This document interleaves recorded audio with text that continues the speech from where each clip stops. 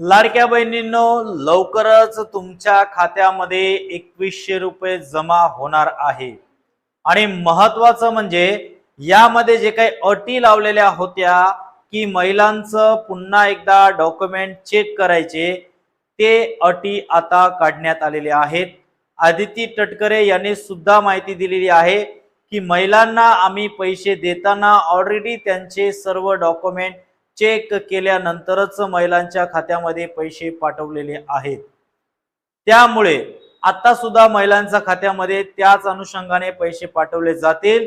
नवीन document check किंवा कागदपत्र पडताळणी वगैरे असं काहीच होणार नाहीये। लवकरच हिवाळी अधिवेशनाच्या अगोदर आम्ही निर्णय घेऊ आणि महिलांच्या खात्यामध्ये पैसे पाठवायला सुरुवात करू, असं मुख्यमंत्र्यांचं सुद्धा स्टेटमेंट आहे। त्यामुळे आता तुम्हाला थोडंसं फक्त वाट बघावी लागेल, लवकरच तुमच्या खात्यामध्ये